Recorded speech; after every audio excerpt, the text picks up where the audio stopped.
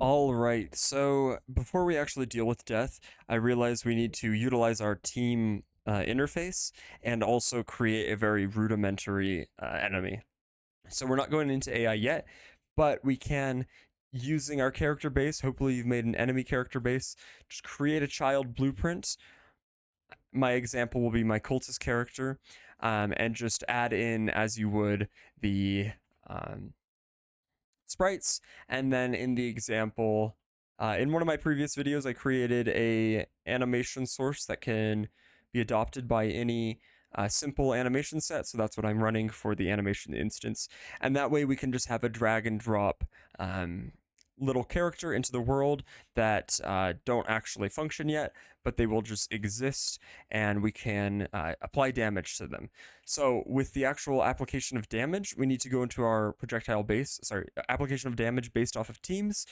We need to go into the projectile base, get the other actor on actor begin overlap, set that as a variable, delay until next tick. This will prevent, there's instances in which once a projectile is spawned in, the teams don't get assigned through the interfaces fast enough. It takes just a second, not even a second, it's a tick.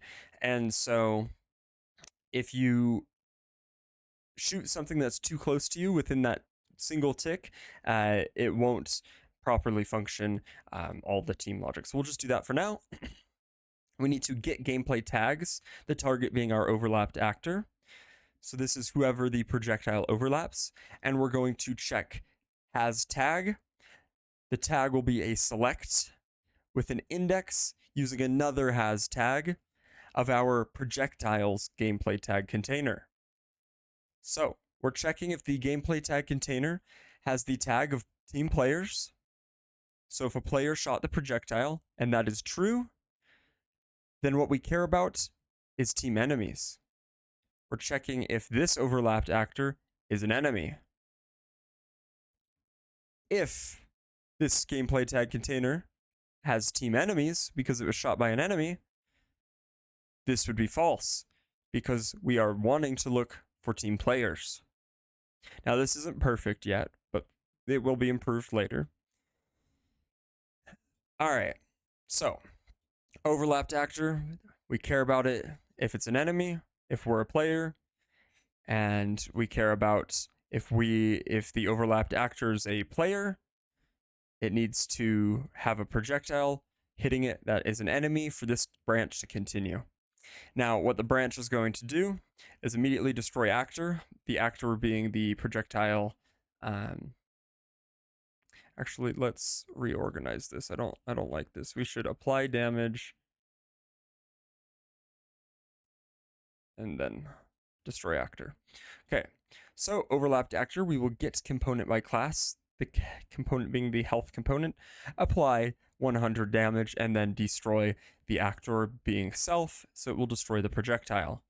So all of this should allow, if our projectile is shot from a player and it hits an enemy, this will go through and apply 100 damage.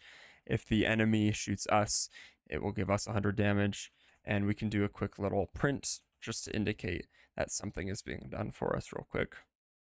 And we'll see here, I shoot, we get a hello, that means this character is being hit and will die.